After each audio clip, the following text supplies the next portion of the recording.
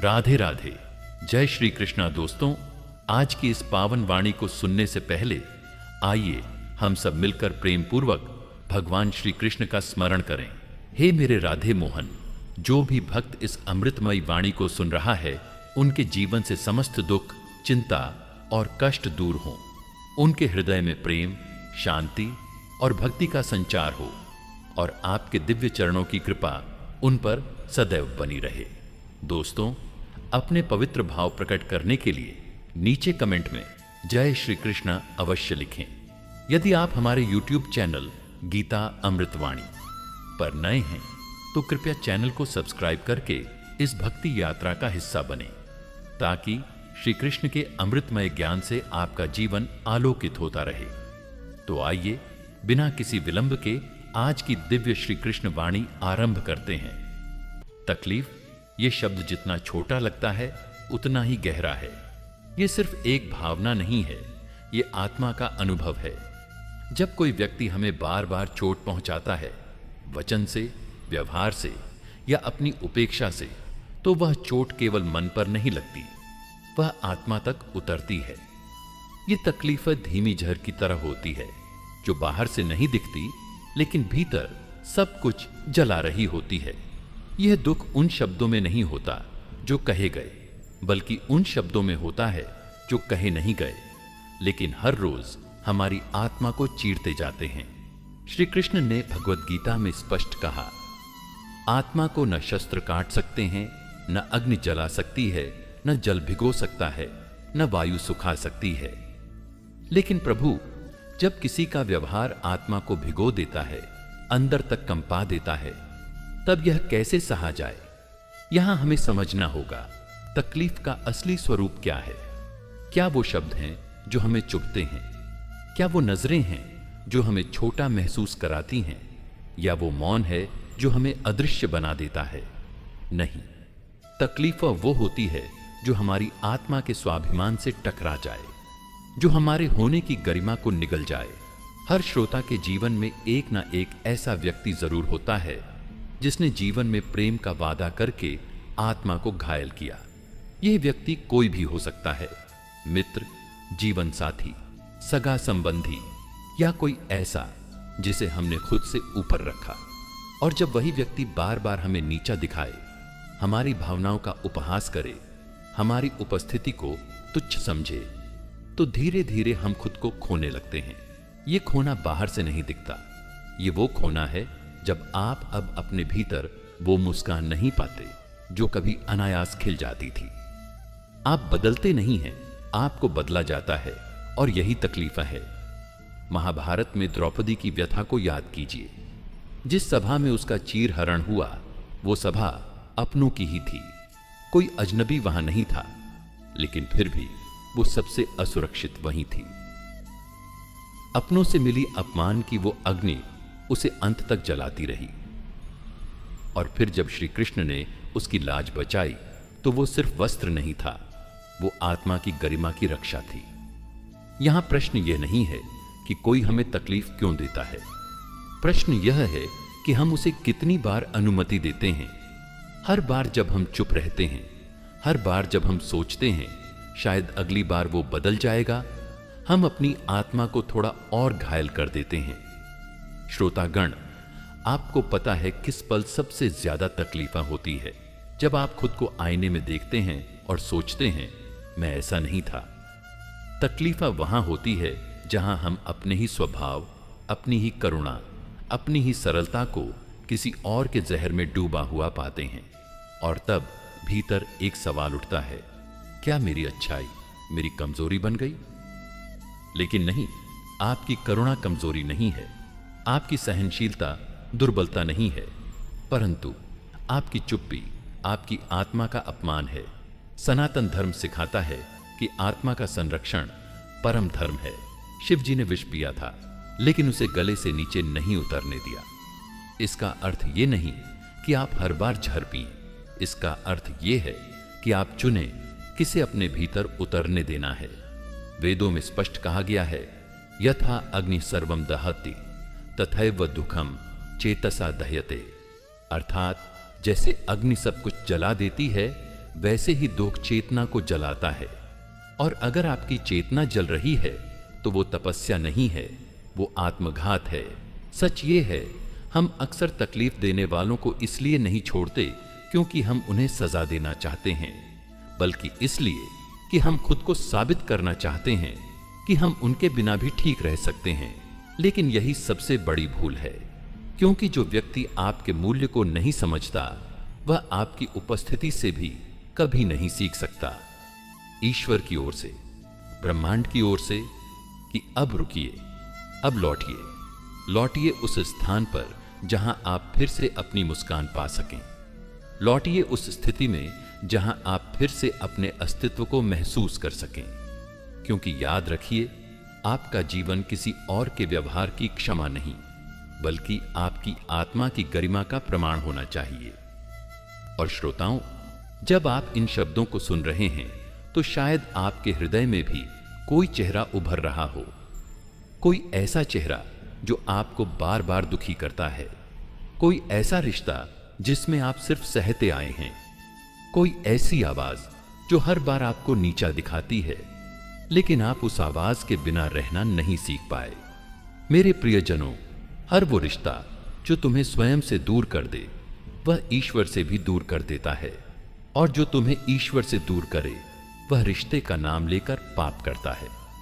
श्रोतागण, अब हम एक ऐसे प्रश्न को छूने जा रहे हैं जिसे हम सब ने कभी ना कभी अपने भीतर पूछा है, लेकिन शायद कभी सही से उत्तर नहीं मिला। कब चुप रहना पुण्य है और कब पाप? क्या हर सहना आत्मबल की निशानी है? क्या हर चुप्पी मौन तपस्या है? या फिर कहीं ऐसा तो नहीं कि हम अपनी ही आत्मा के विरुद्ध एक अदृश्य युद्ध लड़ रहे हैं और उसे धैर्य का नाम देकर खुद को धोखा दे रहे हैं? वेदों की एक अद्भुत व्याख्या है, यथा ब्रह्मा सृजति। विष्णु पालन करते हैं और शिव संहार करते हैं। ठीक उसी प्रकार जीवन में भी सृजन, पालन और संहार तीनों का संतुलन आवश्यक है। लेकिन जब कोई व्यक्ति हमारे अस्तित्व को ही बार बार खंडित करता है तो केवल पालन करते जाना, यानी उस विष को संभालते जाना, वो विष्णुत्व नहीं, वो आत्मनाश है। हम जब किसी रिश्ते में, किसी संबंध में बार बार चोट खाते हैं और फिर भी वहीं टिके रहते हैं, तो क्या वो धर्म है या वो कायरता है? और इस सबसे बड़ा प्रश्न, क्या ईश्वर भी यही चाहते हैं? देखिए, श्री कृष्ण ने कभी अर्जुन से यह नहीं कहा कि चुप रहो और अधर्म सहो। उन्होंने गीता में सबसे पहली शिक्षा दी, स्थिता प्रज्ञा भव अर्जुन, यानी तू स्थिर हो, विवेकशील बन। जो तुझे दुख दे रहा है उससे मोह तोड़, क्योंकि मोह ही दुख का बीज है। तो क्या हम यह कह सकते हैं कि किसी के गलत व्यवहार को सहते जाना धर्म है? नहीं, धर्म तब होता है जब आप अपने आत्म स्वाभिमान के साथ खड़े होते हैं। आप जिसे सहते हैं वही आपका भविष्य रचता है। अगर आप अपमान सहते हैं, आपका भविष्य आत्मग्लानि से भरा होगा। अगर आप तिरस्कार सहते हैं, आपका भविष्य आत्मसंदेह से ग्रस्त होगा। और अगर आप मौन होकर सब कुछ सहते जाते हैं तो आने वाला कल आपको यह विश्वास ही नहीं करने देगा कि आप भी प्रेम, गरिमा और सम्मान के योग्य हैं। हर वो रिश्ता जो आपकी आत्मा को दबा दे वह रिश्ता नहीं, एक परीक्षण है। और हर परीक्षण जीवन की दिशा तय करता है। जब हम बार बार एक ही चोट खाते हैं तो उसका घाव नहीं दिखता, लेकिन वो घाव हमारे आत्म स्वरूप को तोड़ देता है। श्रोता कहेंगे, पर गुरुजी वो अपने हैं, वो बदल जाएंगे। तो सुनिए, अपने वही होते हैं जो आपकी आत्मा को सींचते हैं, न कि उसे खून के आंसुओं से सींचने पर मजबूर करते हैं। एक बार भगवान श्री राम से किसी ने पूछा, आपने सीता माता की अग्नि परीक्षा क्यों ली? राम ने उत्तर दिया, राजधर्म ने मुझे विवश किया, लेकिन मन में कभी संदेह न था। अब आप सोचिए, अगर स्वयं श्री राम, जिनकी मर्यादा की मिसाल दी जाती है, उन्होंने भी यह स्वीकारा कि कभी कभी धर्म और भावना के बीच निर्णय कठिन हो जाता है, तो हम और आप क्यों ये मान बैठते हैं कि हर बार सह जाना ही एकमात्र सही विकल्प है? सहनशीलता तब तक पुण्य है जब तक वो आत्मा की गरिमा के विरुद्ध न हो। जैसे ही सहना आत्मसम्मान को मारने लगे, वो पुण्य नहीं रहता, वो पाप बन जाता है। आपको यह समझना होगा, हर बार जब आप उस व्यक्ति को क्षमा करते हैं जो आपको लगातार चोट पहुंचाता है, आप ईश्वर को यह संदेश दे रहे होते हैं, मुझे इससे भी बुरा सहने की शक्ति दे दो, क्योंकि ब्रह्मांड आपको वही देता है जो आप खुद के लिए स्वीकार करते हैं। जहां सहना आदत बन जाए, वहां अपमान संस्कार बन जाता है, और ये संस्कार आपके पूरे जीवन की दिशा तय कर देते हैं। श्रोतागण, यह समय है आत्मनिरीक्षण का। क्या आप वाकई तपस्वी हैं या बस इतने घायल हैं कि आवाज भी नहीं निकाल पाते? कहीं आप उस दीपक जैसे तो नहीं जो रात भर जलता है ताकि दूसरों को प्रकाश दे, लेकिन खुद धुएं में घुटता है। आप वह वृक्ष तो नहीं जो सबको छाया देता है, लेकिन उसकी जड़ें भीतर से सड़ चुकी हैं। जीवन में ऐसे लोग भी होते हैं जो हमें जलाते हैं, हमसे प्रेम भी चाहते हैं, लेकिन हमारी चुप्पी को स्वीकृति मान बैठते हैं। और आप जानिए, सबसे खतरनाक जगह वह होती है जहां आपकी करुणा को कमजोरी समझा जाए। तो फिर क्या करें? क्या उन्हें छोड़ दें? क्या उनसे दूर हो जाएं? क्या यही समाधान है? नहीं, समाधान है जागना। जाग जाइए और देखिए, क्या आप अपने ही भीतर एक युद्ध लड़ रहे हैं? क्या आपका मौन आपकी आत्मा को सुला रहा है? दूरी बनाना एक पल का निर्णय होता है, लेकिन उसके पीछे जो चेतना होती है वह वर्षों की आत्मचिंतन की तपस्या से जन्मती है। और यही कारण है कि ऐसे लोगों से दूर हो जाना भी एक तपस्या है, क्योंकि आप केवल व्यक्ति से दूर नहीं जा रहे होते, आप अपने ही मोह, अपने ही भ्रम और अपने ही पुराने स्वभाव को भी पीछे छोड़ रहे होते हैं।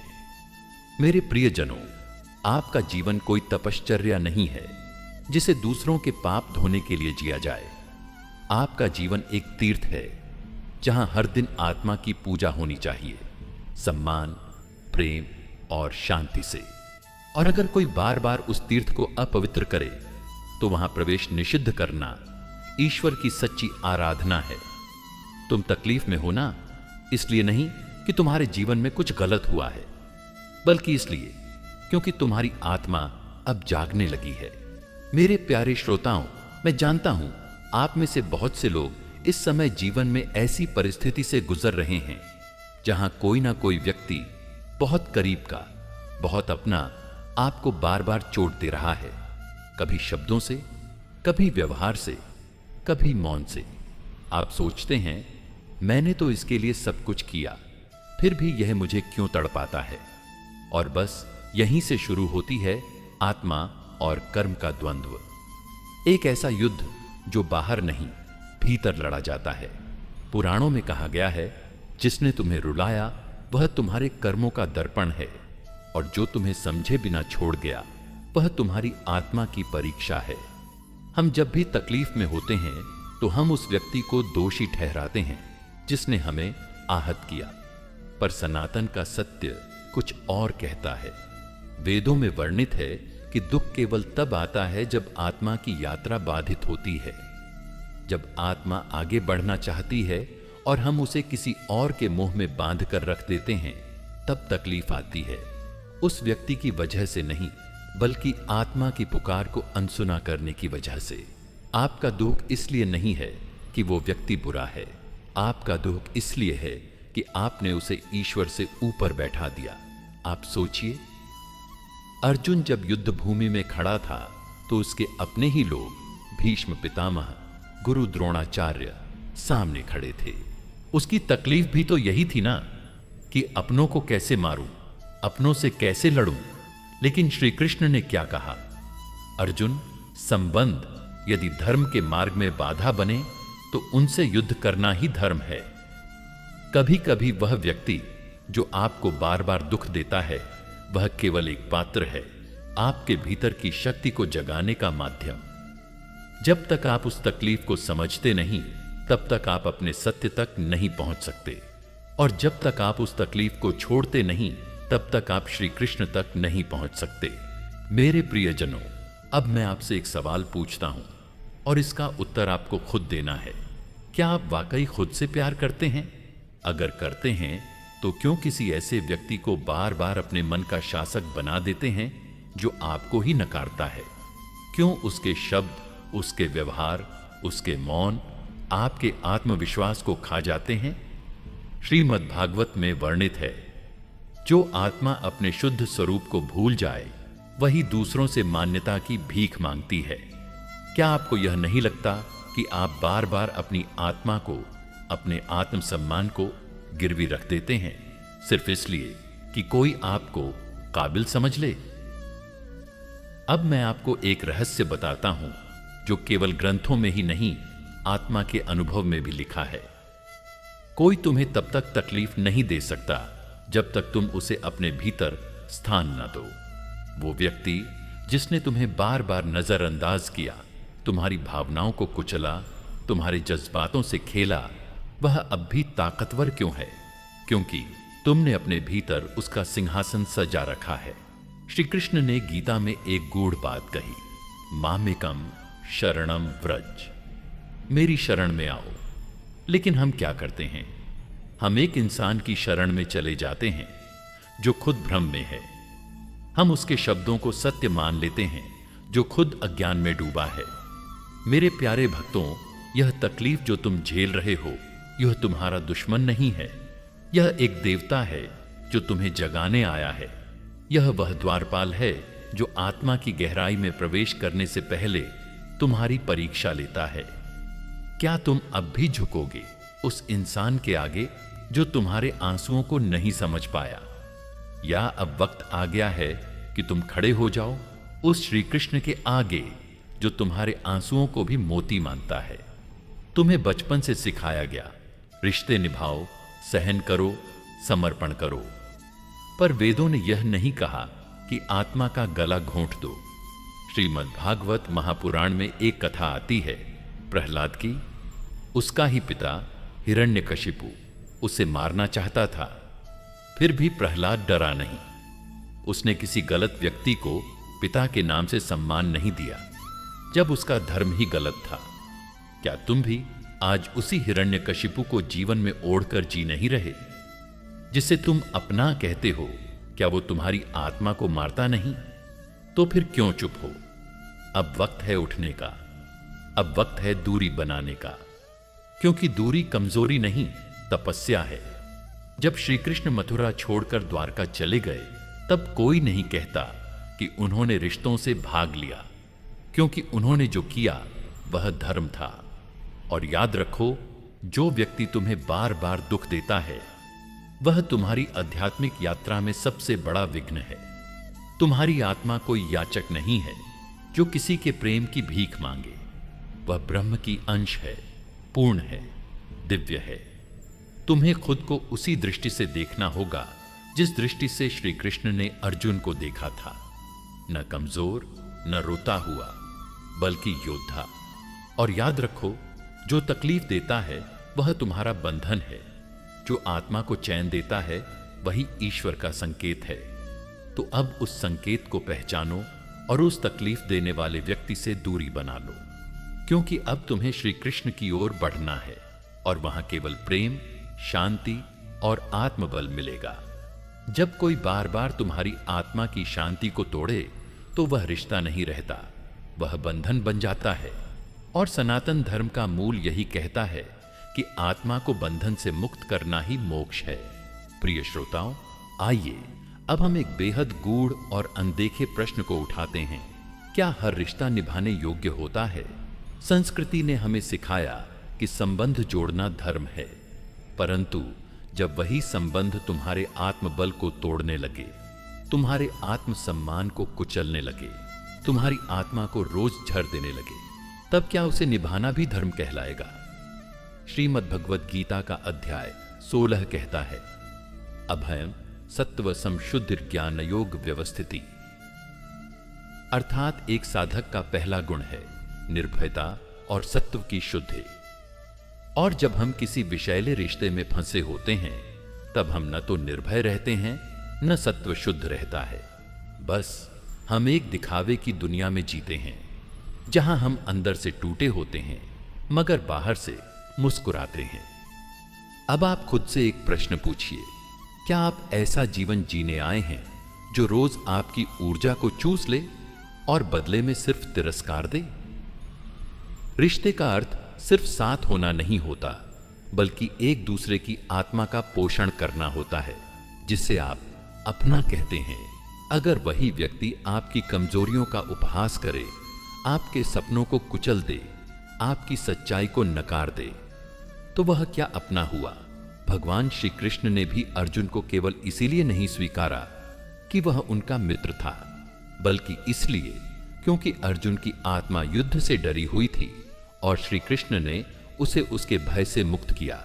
अब आप सोचिए, क्या आपके जीवन में ऐसा कोई है जो आपकी आत्मा को भय से मुक्त करता है, या फिर भय ही बन गया है जिसे आप प्रेम समझ रहे हैं? वह क्या सिर्फ एक आदत है, एक मजबूरी है, या फिर केवल वह डर कि अगर वो गया तो मैं अकेला रह जाऊंगा? अब मैं आपको सनातन की एक और कथा सुनाता हूं, सती और शिव की। सती, जो स्वयं शक्ति का रूप थीं, उनका पिता दक्ष शिव को स्वीकार नहीं करता था। जब उसने शिव का अपमान किया, तब सती ने उस पिता को भी छोड़ दिया जिसे संसार पूजता था। क्यों?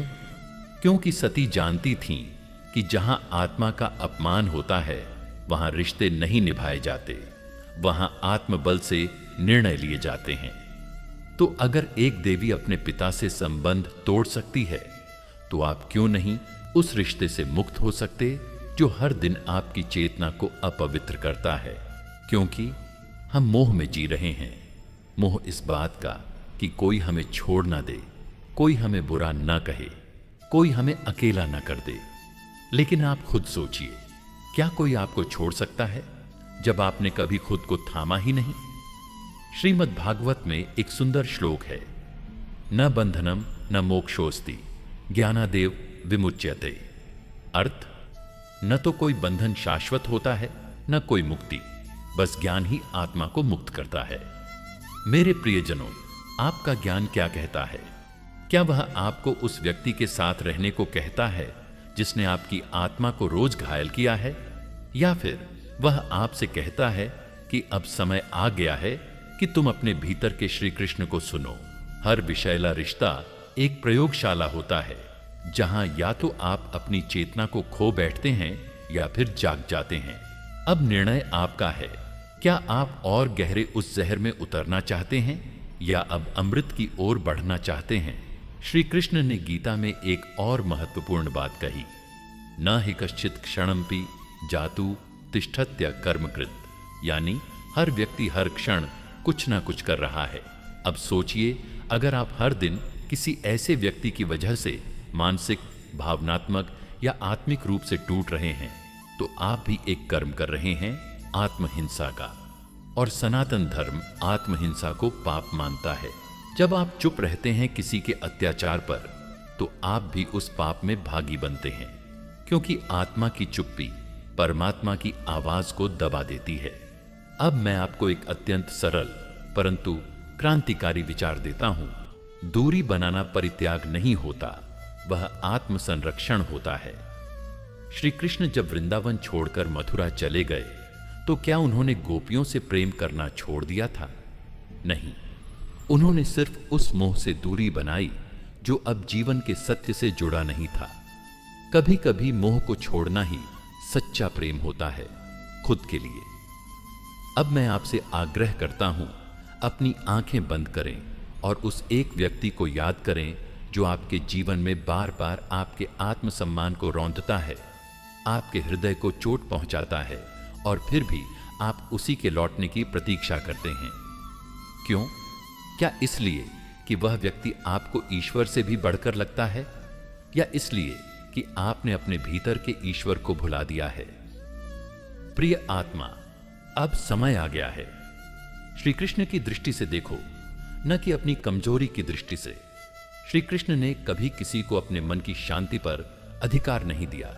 वह सबसे जुड़े रहे पर बंधे नहीं, यही उनका जीवन सिद्धांत था। अब आपको भी यही करना है। जुड़ना लेकिन बंधना नहीं, प्रेम करना लेकिन जहर नहीं पीना। मेरे प्रियजनों, जो तुम्हें भीतर से तोड़े उससे दूरी बनाओ, जो तुम्हें भीतर से जोड़े वही श्री कृष्ण है। अब तुम्हें निर्णय लेना है, तुम किसके साथ रहोगे। जब क्षमा आत्मा से आती है वह ईश्वरत्व को प्रकट करती है, लेकिन जब क्षमा डर या निर्बलता से आती है तो वह आत्मा का अपमान बन जाती है।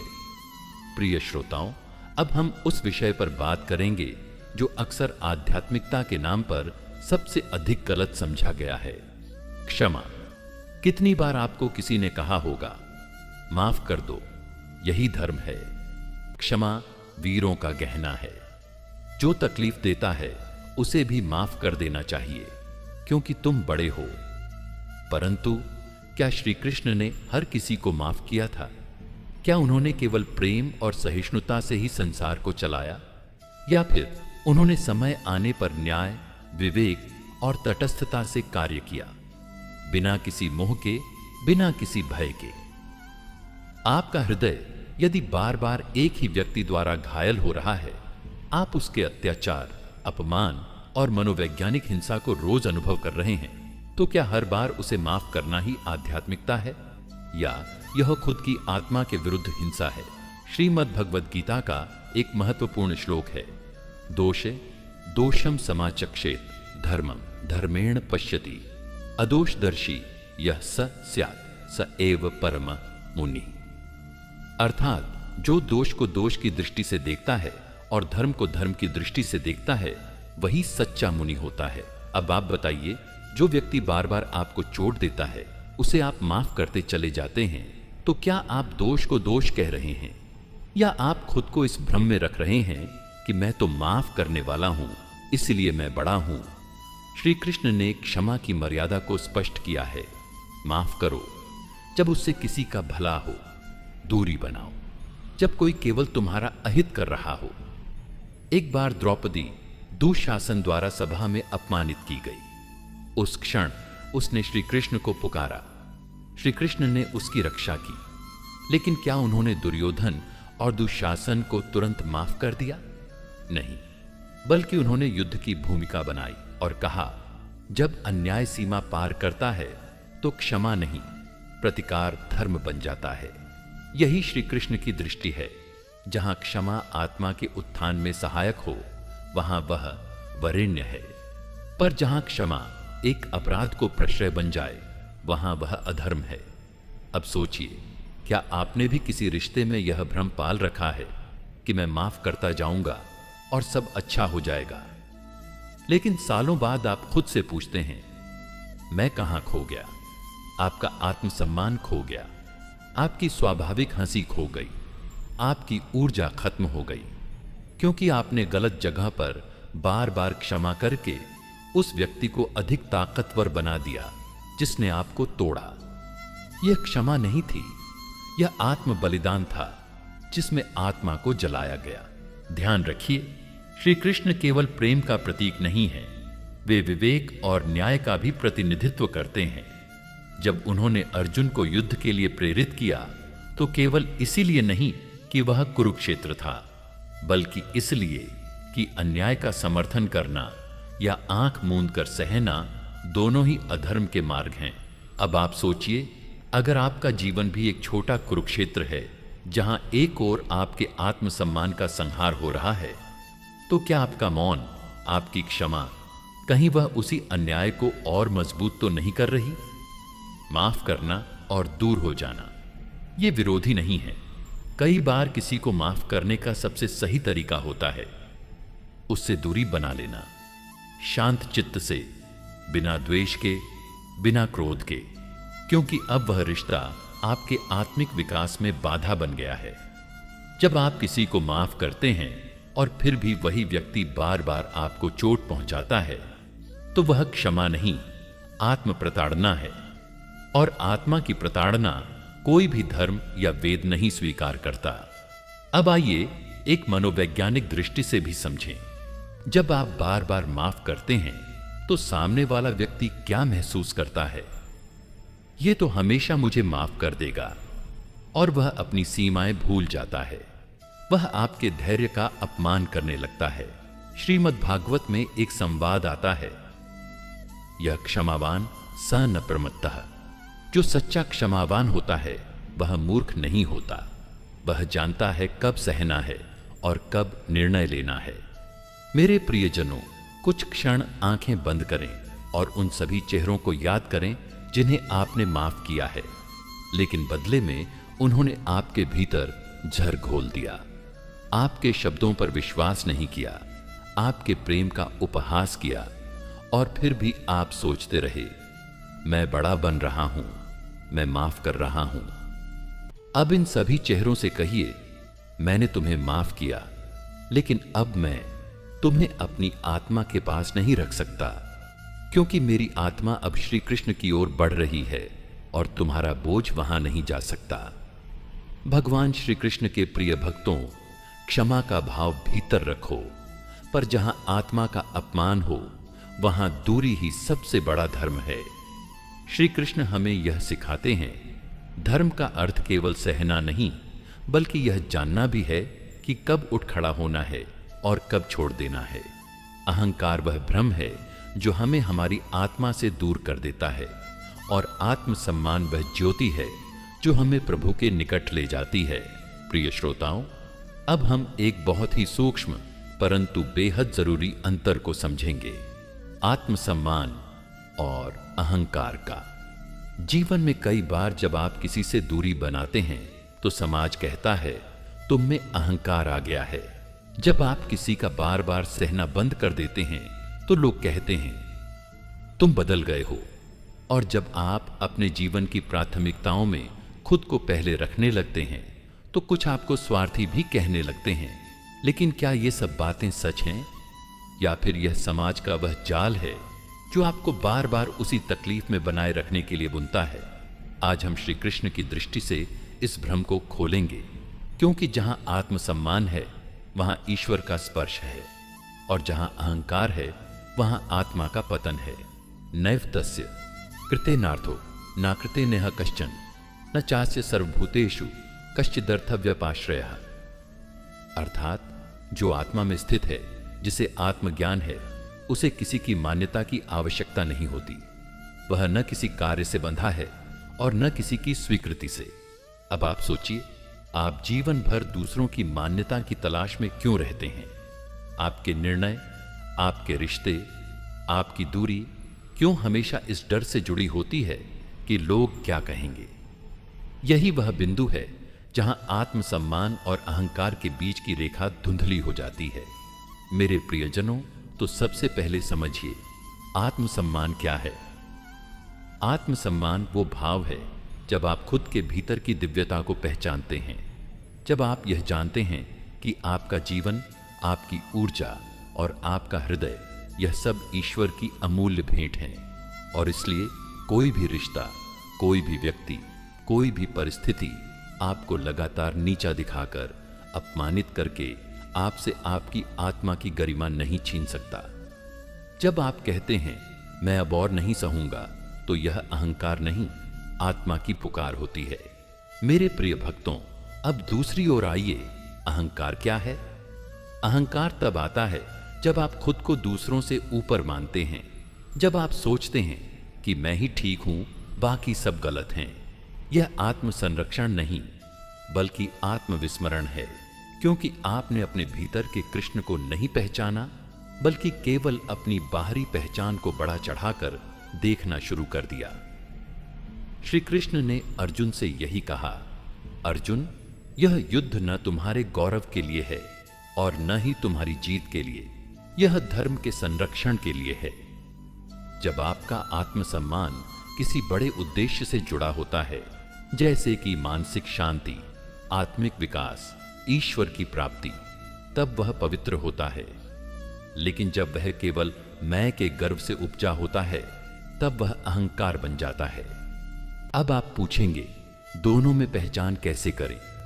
तो सुनिए, आत्मसम्मान आपको शांत करता है और अहंकार आपको अशांत। आत्मसम्मान आपको मजबूत बनाता है, लेकिन विनम्र भी रखता है, जबकि अहंकार आपको दूसरों को नीचा दिखाने पर मजबूर करता है। आत्मसम्मान कहता है मैं तुमसे दूर हूं पर तुम्हारे लिए द्वेष नहीं रखता।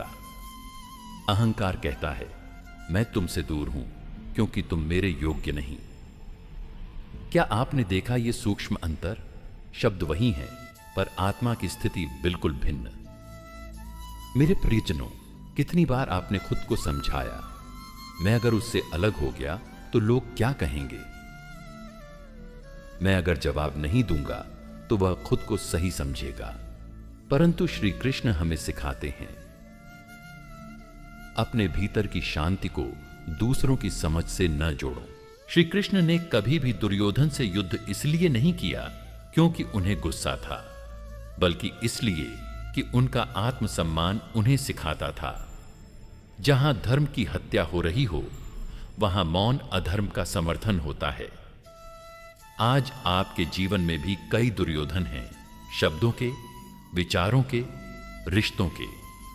वे रोज आपकी सीमाओं का उल्लंघन करते हैं, रोज आपको अपमानित करते हैं और आप सोचते हैं अगर मैं चुप रहूं तो मैं आध्यात्मिक बनूंगा। नहीं, अगर आपकी आत्मा अंदर से घायल हो रही है तो वह चुप्पी ध्यान नहीं, भीतर का कुरुक्षेत्र बन जाती है। भगवत भक्तगणों, कल्पना कीजिए आपका जीवन एक रथ है और आप उसके सारथी हैं। आपके रथ पर कई लोग चढ़े हुए हैं, कुछ रिश्ते, कुछ दोस्त, कुछ सहकर्मी। अब पूछिए खुद से, क्या ये सब मेरे आत्मसम्मान के साथ चल रहे हैं या इसे कुचलते जा रहे हैं? और फिर निर्णय लें किसे साथ लेकर चलना है और किसे उतरने देना है। क्योंकि यदि रथ ही टूटा होगा तो आप न कुरुक्षेत्र जीत पाएंगे न आत्मा का युद्ध। श्रोताओं, अध्यात्म का अर्थ केवल सहना नहीं है, बल्कि यह जानना भी है कि कब किसी से दूरी बना लेना आपके आत्मा के लिए जरूरी हो जाता है। यह दूरी अहंकार नहीं बल्कि आत्मसम्मान की रक्षा होती है। श्री कृष्ण ने हमें यही सिखाया है। जो तुम्हें बार बार गिरा रहा है उससे दूरी बनाना ही ईश्वर की ओर बढ़ने की पहली सीढ़ी है। जो आपके अपने हैं वही अगर आपको गिरा रहे हों तो समझिए ईश्वर आपको रिश्तों से ऊपर उठाकर किसी महान उद्देश्य से जोड़ना चाहता है। प्रिय श्रोताओं, जीवन की सबसे बड़ी विडंबना यही है कि जो लोग सबसे ज्यादा अपने होते हैं, माँ बाप, भाई बहन, जीवन साथी, बच्चे, मित्र, अगर वही लोग आपकी आत्मा को सबसे अधिक पीड़ा देने लगें तो सवाल यह नहीं रहता कि क्या किया जाए, बल्कि सवाल यह बन जाता है क्या सहते रहना ही प्यार है। आज की भक्ति यात्रा उस सच्चाई की परतें खोलेगा जिसके बारे में कोई बात नहीं करता। हमने हमेशा यह सुना कि रिश्ते निभाने चाहिए चाहे जैसे भी हों, लेकिन क्या श्री कृष्ण भी यही कहते हैं? क्या अध्यात्म यही है कि आप रोज रोज भीतर से टूटते रहें सिर्फ इसलिए कि वो व्यक्ति आपका अपना है? अब हम इस भ्रम को कृष्ण की दृष्टि से तोड़ेंगे। मेरे प्रियजनों, प्रारंभ एक श्लोक से करते हैं। उद्धरेदात्म नात्मानम नात्मानम वसादयेत आत्मैव ह्यात्मनो बंधुरात्मैव रिपुरात्मना। अर्थात मनुष्य को स्वयं ही अपना उद्धार करना चाहिए, क्योंकि वही स्वयं का मित्र भी है और शत्रु भी। अब विचार कीजिए, अगर आप अपने भीतर एक युद्ध लड़ रहे हैं तो यह युद्ध किसके खिलाफ है? आपके ही अपने विचार, आपके ही संबंध, आपके ही लोग। तो जब अपने ही आपकी आत्मा को गिरा रहे हों, क्या तब भी निभाना ही धर्म है या फिर उस क्षण धर्म है खुद को मुक्त करना? अब आइए कुछ ऐसे संबंधों पर बात करें जिन्हें समाज पवित्र मानता है, पर वो आपकी आत्मा को हर दिन छलनी कर रहे हैं। माता पिता का रिश्ता, हाँ, माता पिता पूज्य होते हैं, लेकिन अगर वे आपकी स्वतंत्रता को बार बार कुचल रहे हैं, अगर वे आपकी आत्मा की आवाज को बार बार दबा रहे हैं, तो क्या आप सिर्फ कर्तव्य के नाम पर चुप रहेंगे? श्री कृष्ण ने अर्जुन से यही कहा, तुम्हारा धर्म तुम्हारी आत्मा की पुकार है, न कि दूसरों की अपेक्षाओं की पूर्ति। यदि कोई माता पिता अपने बच्चे की आत्मा को अपमान, निरादर और तिरस्कार से भरते हैं तो वह पालनहार नहीं रह जाते, बल्कि उस आत्मा के अवरोधक बन जाते हैं। और ऐसे में दूरी बनाना अधर्म नहीं, बल्कि आत्म संरक्षण होता है। जीवन साथी का रिश्ता। कितने ही लोग विवाह में हैं पर भीतर से मृत हैं। हर दिन वे रिश्ते की एक जिम्मेदारी उठाते हैं, लेकिन उनकी आत्मा उस बोझ तले कुचल चुकी होती है। शब्दों के जख्म, तानों की तलवारें, मौन का अपमान, यह सब उन्हें अंदर से खा चुका होता है। श्री कृष्ण ने कभी भी रिश्ते को बंधन नहीं कहा, बल्कि उन्होंने बंधन मुक्त प्रेम को ही अध्यात्म की संज्ञा दी। यदि कोई रिश्ता आपको अपमानित करता है तो वह विवाह नहीं, एक आत्मा का जेलखाना बन जाता है। और उस कैद से बाहर आना ईश्वर के निकट जाने का प्रथम चरण होता है। भाई बहन और मित्र कभी कभी वही लोग जो बचपन के साथी होते हैं, बड़े होकर सबसे बड़ी बाधा बन जाते हैं। वे आपकी सफलता से जलते हैं, आपकी असफलता पर हंसते हैं, और हर बार जब आप अपने जीवन में आगे बढ़ते हैं तो वे आपको पीछे खींच लेते हैं। अब आप सोचिए, क्या खून का रिश्ता या पुरानी यादें इतनी ताकतवर होनी चाहिए कि वे आपको आपकी आत्मा से दूर कर दें? श्री कृष्ण ने कभी भी पुरानी पहचान को धर्म नहीं माना। उन्होंने बार बार कहा, जो तुम्हें भगवान से जोड़ता है वही सही है। जो तुम्हें तुम्हारे भीतर के भगवान से तोड़ता है उससे दूरी ही योग्य है। मेरे प्रियजनों, अब बात करते हैं उस मानसिक पीड़ा की जो अपने देकर चले जाते हैं। कुछ लोग आपके जीवन में होते हैं आपकी उम्मीद बनकर, और चले जाते हैं आपकी कमजोरी बनकर। उनकी अनुपस्थिति ही आपको डराती है, इसलिए आप लौट लौट कर उसी दर्द की ओर जाते हैं। लेकिन श्री कृष्ण हमें सिखाते हैं, जो गया है उसे जाने दो, क्योंकि अगर वह तुम्हारा था तो तुम्हारी आत्मा को जख्म नहीं देता। रिश्ते में प्रेम हो यह आवश्यक है, पर यदि प्रेम में पीड़ा अधिक हो तो वह मोह है, प्रेम नहीं। श्रोताओं, अब एक गूढ़ बिंदु समझिए। हमारा सबसे बड़ा डर यही होता है कि अगर हमने अपनों से दूरी बना ली तो हम अकेले पड़ जाएंगे, और यह डर हमें बंधन में बनाए रखता है। पर श्री कृष्ण कहते हैं, तुम अकेले नहीं हो जब तक मैं तुम्हारे साथ हूं। लेकिन जब तुम अपनी आत्मा को छोड़ देते हो तब तुम भीड़ में रहकर भी अकेले हो जाते हो। यही असली अकेलापन है, जहां आपके अपने होते हुए भी आप खुद से कट चुके होते हैं। भगवत भक्तगणों, कल्पना कीजिए, आप एक वृक्ष हैं। कुछ डालियां आपकी हैं, रिश्ते, मित्र, संबंध। कुछ डालियां सूख चुकी हैं, कुछ फल नहीं दे रही, कुछ में दीमक लग चुकी है। अब क्या आप सिर्फ इस डर से उन्हें काटेंगे नहीं कि यह भी मेरी डाली है, या फिर आप वह साहस दिखाएंगे जो हर वृक्ष को स्वस्थ रखने के लिए आवश्यक होता है? ठीक उसी प्रकार रिश्तों की डाली को छांटना भी कभी कभी आत्म संरक्षण नहीं, आत्मिक मुक्ति होती है। एक दिन अर्जुन ने श्री कृष्ण से पूछा, मधुसूदन, यदि कोई व्यक्ति बार बार मेरे विश्वास को तोड़े और वह मेरा प्रिय भी हो तो मैं क्या करूं? श्री कृष्ण मुस्कुराए और बोले, प्रेम का अर्थ यह नहीं कि तुम अंधे हो जाओ। प्रेम वह है जो तुम्हारी आत्मा को मुक्त करे, ना कि उसे बंधन में जकड़ दे। यदि तुम्हारे अपने तुम्हारी आत्मा की राह रोक रहे हैं तो उन्हें छोड़ना अधर्म नहीं, बल्कि यही सबसे बड़ा धर्म है। माफ करना एक दिव्यता है, लेकिन माफ करने के बाद दूरी बनाए रखना आत्म संरक्षण है। श्री कृष्ण ने हमें दोनों का संतुलन सिखाया है। प्रिय श्रोताओं, हम सभी जीवन में कभी न कभी ऐसे मोड़ों से गुजरे हैं जहां किसी ने हमारा विश्वास तोड़ा, हमारी आत्मा को चोट दी, या फिर हमारी मासूमियत का मजाक उड़ाया।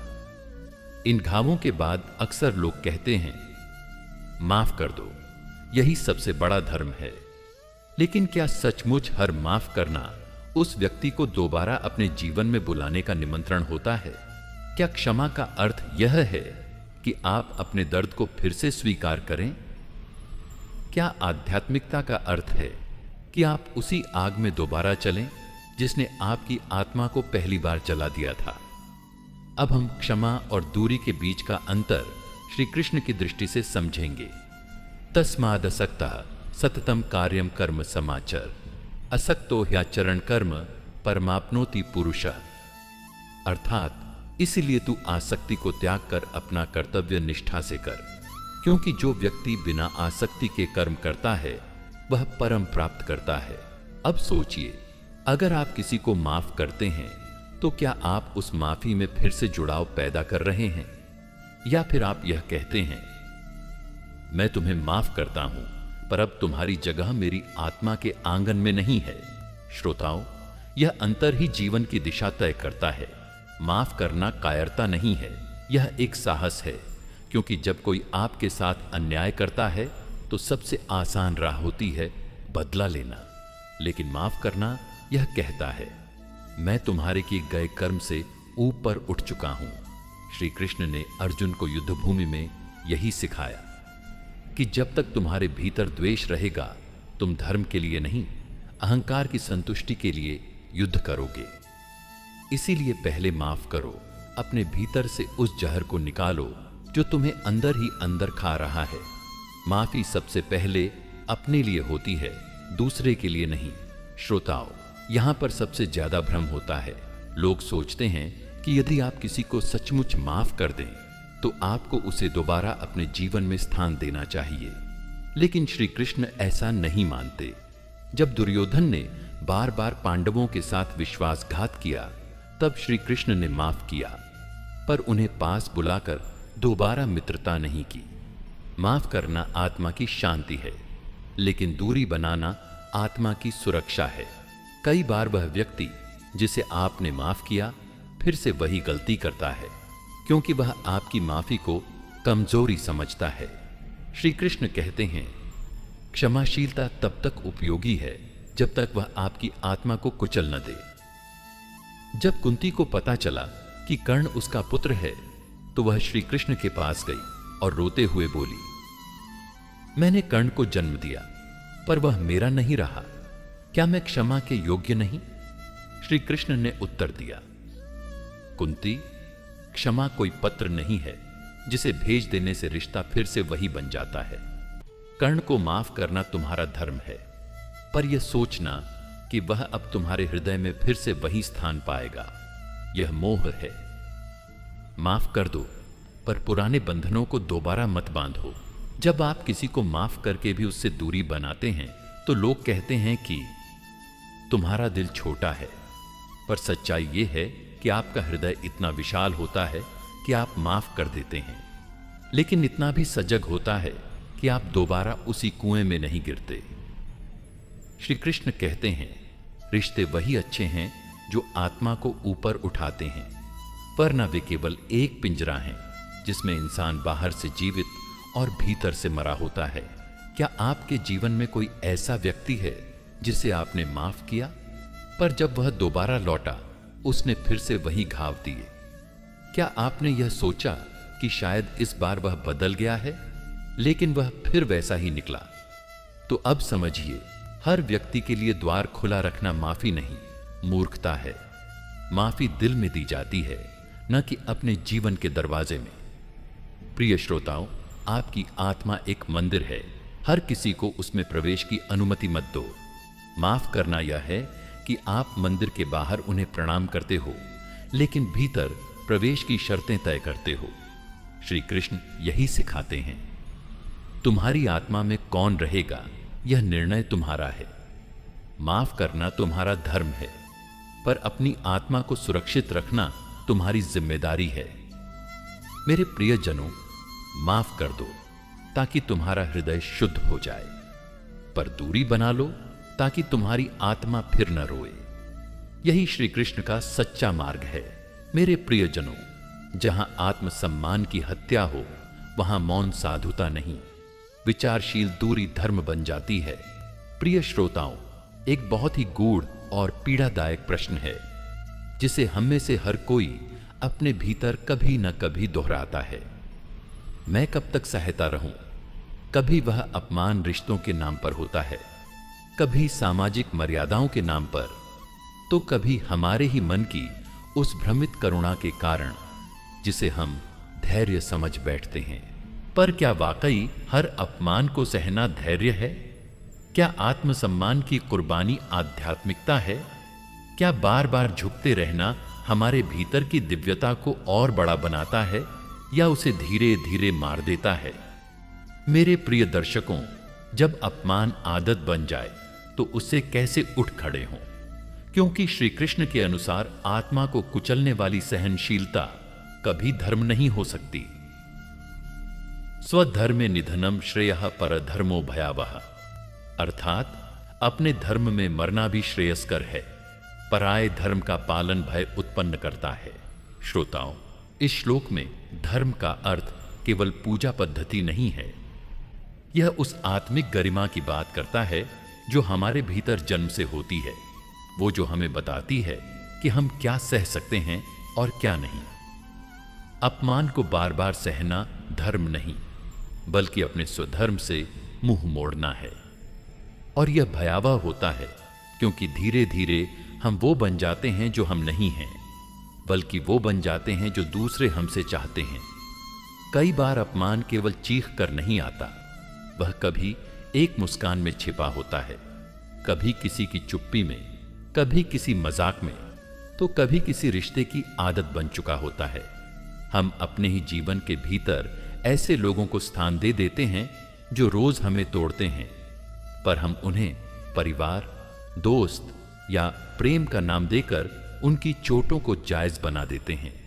पर श्री कृष्ण कहते हैं, वह प्रेम नहीं जो आत्मा को तोड़े, वह बंधन नहीं जो मन को लज्जित करे। द्रौपदी सभा में खड़ी है, बाल खुले हुए, वस्त्र खींचे जा रहे हैं, सम्मान रौंदा जा रहा है और सारे तथा कथित रिश्ते चुप हैं। और तभी श्री कृष्ण उस मौन के बीच उसके आत्मसम्मान की रक्षा करते हैं। ध्यान दें, कृष्ण वहां उसकी रक्षा इसलिए नहीं करते क्योंकि वह स्त्री थी, बल्कि इसलिए क्योंकि वह अपमान के विरुद्ध खड़ी थी। श्री कृष्ण ने उसके मौन में वो चीख सुनी जो संसार सुनना ही नहीं चाहता था। इसलिए याद रखें, जो आपका सम्मान नहीं करता वह आपके जीवन में प्रभु के स्थान का अपमान करता है। मेरे प्रियजनों, यह प्रश्न बड़ा है, आप कब उठेंगे? क्योंकि कई बार हम अपमान के इतने आदी हो जाते हैं कि हमें लगता है यही जीवन है। हम उसकी लय में ढल जाते हैं, हंसते हैं जब दर्द होता है, झुकते हैं जब रोना आता है। पर श्री कृष्ण कहते हैं, जब आत्मा अपने ही मूल्य भूल जाए तो उठ खड़ा होना उसका पहला कर्तव्य है। और यह उठना हिंसा नहीं बल्कि आत्मरक्षा है। भगवत भक्त गणों, हर रिश्ता पवित्र होता है, पर हर रिश्ता स्वस्थ नहीं होता। श्री कृष्ण ने भी कर्ण को सम्मान दिया, पर जब बात धर्म के विपरीत गई तो उन्होंने यह निर्णय लिया कि मैं कर्ण से स्नेह रखता हूं, पर मैं धर्म के पक्ष में खड़ा रहूंगा।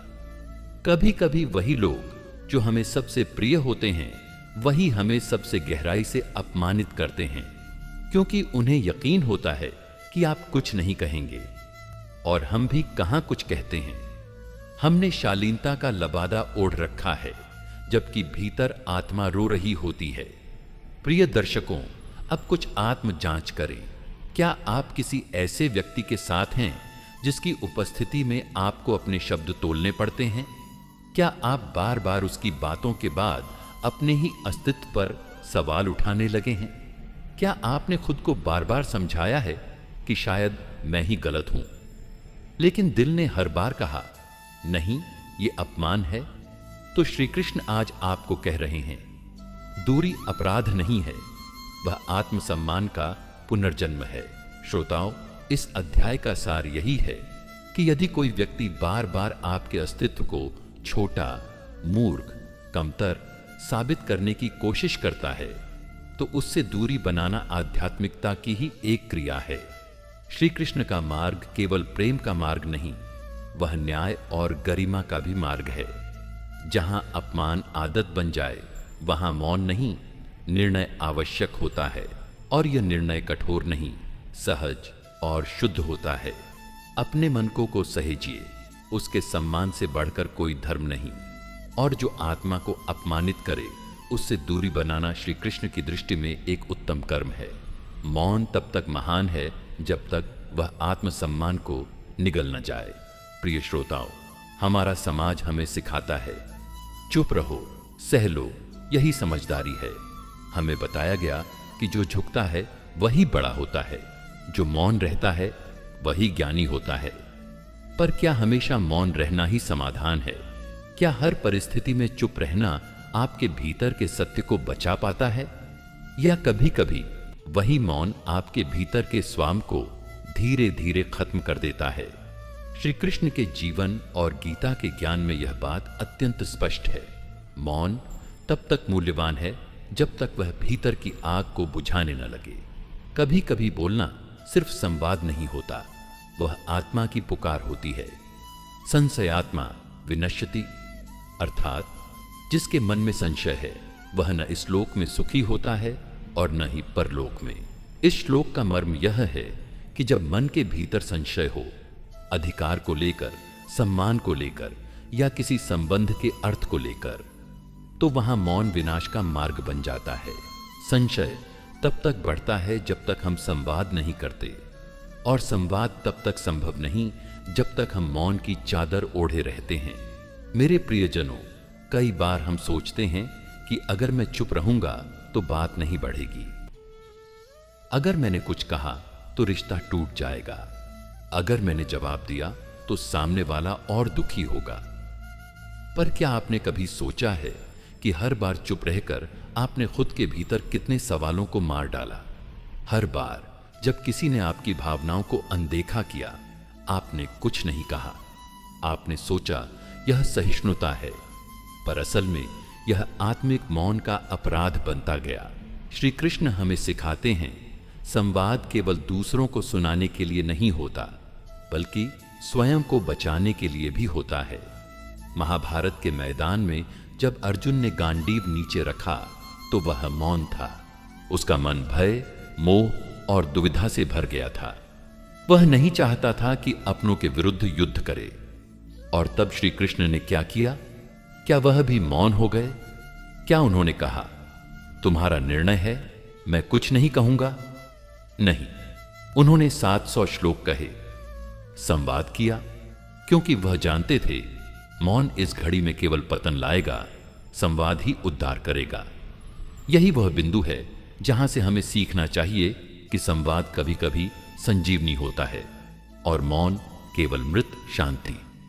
कभी आपने खुद से यह प्रश्न पूछा है, मैं हर बार चुप क्यों रहता हूं? क्या यह डर है? क्या यह आत्मसंदेह है? या यह वह आदत है जो हमें बचपन से सिखाई गई कि विवाद से बचो, मत बोलो, मत टकराओ? पर क्या आप जानते हैं कि मौन रहकर आप दूसरे को यह सिखा रहे होते हैं कि आप बर्दाश्त कर लेंगे? आपके पास कहने को कुछ नहीं है, आपके सम्मान का कोई मूल्य नहीं।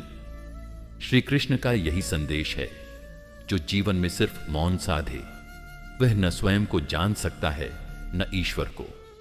मेरे प्रियजनों, हमें अपने बच्चों को, अपने रिश्तों को यह सिखाना होगा कि बोलना गलत नहीं है, गलत बोलना गलत है, पर सच को समय पर बोलना एक सत्कर्म है।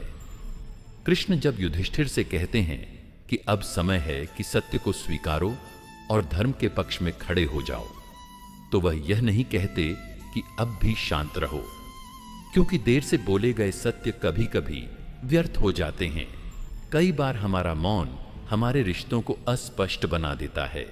सामने वाला नहीं समझ पाता कि आप क्या सोचते हैं, क्या चाहते हैं, क्या महसूस करते हैं, और इसी अस्पष्टता में रिश्तों में दूरियां आने लगती हैं, गलतफहमियां जन्म लेती हैं, अविश्वास की दीवारें खड़ी हो जाती हैं। संवाद इन दीवारों को गिरा सकता है, किंतु उसके लिए हिम्मत चाहिए, अपने भीतर झांकने की और दूसरे के सामने सच रखने की। रुक्मिणी जब कृष्ण से रुष्ट हुई, उन्होंने मौन धारण नहीं किया, बल्कि उन्होंने संवाद किया, उनकी बात सुनी और अपने हृदय की बात कही। उन्होंने समझदारी की आड़ में चुप्पी नहीं साधी, बल्कि समझदारी को शब्दों में ढाला। यही सच्चा संवाद है, जहां मौन के स्थान पर प्रेम बोलता है, सम्मान बोलता है और सत्य बोलता है। यदि आप उन लोगों में हैं जो अक्सर अपमान पर चुप रहते हैं, गलत व्यवहार पर कुछ नहीं कहते, अपने भावनाओं को दबाते हैं, तो आज श्री कृष्ण की यह सीख याद रखें। जो सत्य है उसे समय पर न बोलना भी एक प्रकार का अधर्म है, और जब आप बोलेंगे तो न केवल सामने वाला बदलेगा, बल्कि आप स्वयं भीतर से मजबूत महसूस करेंगे। हर जगह शांत रहना सही नहीं होता। कभी कभी शब्दों से अपने हक की रक्षा करनी पड़ती है, कभी कभी अपने भीतर की पीड़ा को आवाज देनी पड़ती है, कभी कभी रिश्तों को संवाद से नया जीवन देना पड़ता है। मौन आपकी गरिमा का संकेत है, पर समय पर बोले गए शब्द आपके आत्मबल की पहचान है। जहां मौन आत्मा को चुप कर दे, वहां श्री कृष्ण का गीता रूपी संवाद ही हमारा उद्धार करता है। कोई और आपको तब तक चोट नहीं दे सकता जब तक आपने उसे बार बार पास आने की अनुमति दी हो। प्रिय श्रोताओं, हम एक ऐसे समाज में रहते हैं जहां माफ कर देना, झुक जाना, रिश्ते बचाना, इन शब्दों को आत्मिक परिपक्वता का प्रतीक माना जाता है। हमें सिखाया गया कि दूसरे जैसे भी हैं, उन्हें स्वीकार करो। अगर वो आपको तोड़ते भी हैं तो भी उन्हें समझो, क्योंकि वो अपने हालात से जूझ रहे हैं। श्री कृष्ण का दृष्टिकोण स्पष्ट है। करुणा और मूर्खता में फर्क होता है। जो बार बार आपकी भावनाओं को ठेस पहुंचाए, उनसे दूरी बनाना स्वार्थ नहीं, बल्कि धर्म है। हर बार जब कोई आपको चोट देता है, भावनात्मक रूप से, मानसिक रूप से या मौन उपेक्षा से, तो आप भीतर से दरकने लगते हैं। पहली बार आपको लगता है ठीक है, इंसान गलती करता है। दूसरी बार आप सोचते हैं शायद वो परेशान है। तीसरी बार आप कहते हैं चलो माफ कर देते हैं। लेकिन चौथी, पांचवी, 10वीं बार भी जब वही होता है, तो यह आपके चरित्र की उदारता नहीं, आपके आत्मसम्मान की अनदेखी बन जाती है। श्री कृष्ण कहते हैं धर्म वह नहीं जो केवल दूसरों को बचाए, धर्म वह है जो खुद को भी टूटने न दे। द्रौपदी का चीरहरण केवल एक स्त्री की बेइज्जती नहीं था, वह पूरे समाज के मौन का प्रतीक था। और श्री कृष्ण ने उस दिन जो किया, वह केवल रक्षाबंधन की पवित्रता नहीं थी, बल्कि यह भी संकेत था कि जहां लोग बार बार आपको अपमानित करें, वहां धैर्य नहीं, दूरी ही धर्म होती है। द्रौपदी ने उस सभा से कभी कोई संबंध नहीं रखा। उस सभा में मौजूद अपने ही स्वजनों से दूरी बना ली, क्योंकि वहां उसका आत्मसम्मान सुरक्षित नहीं था। हमें यह सीखनी चाहिए, जो लोग बार बार हमें तोड़ें, वो हमारे जीवन के हिस्सेदार नहीं हो सकते। प्रिय श्रोताओं, आज का यह अध्याय हमें यह सिखाता है कि हर बार माफ करना जरूरी नहीं, हर बार रिश्ते बचाना जरूरी नहीं, हर बार सहन करना सत्कर्म नहीं। कभी कभी जो लोग बार बार आपको तोड़ते हैं, उनसे दूरी बनाना ही आपके आत्मा की रक्षा है। श्री कृष्ण की दृष्टि से दूरी बनाना पलायन नहीं, बल्कि आत्मज्ञान का साहस है। जो बार बार आपके अंतर्मन को चोट दे, उससे दूरी बनाना कोई अपराध नहीं, बल्कि आत्मसम्मान का अंतिम अस्त्र है। तो भगवान श्री कृष्ण के प्रिय भक्तों, अब समय आ गया है आप सबकी आज्ञा लेने का। अगर आपको यह ज्ञानवर्धक वीडियो पसंद आई हो तो लाइक ही करें और हमारे चैनल गीता अमृतवाणी को सब्सक्राइब करना न भूलें। कमेंट में जय श्री राधे कृष्णा लिखकर बताइए कि आपको भगवान श्री कृष्ण का यह गूढ़ ज्ञान कैसा लगा। ऐसे ही दिव्य और आध्यात्मिक ज्ञान की अमृतवाणी में डूबे रहने के लिए BLL आइकॉन दबाएं, ताकि हमारी हर नई वीडियो की सूचना आपको तुरंत मिले। जय श्री कृष्णा, राधे राधे। भगवान श्री कृष्ण आपकी सारी मनोकामनाएं पूर्ण करें।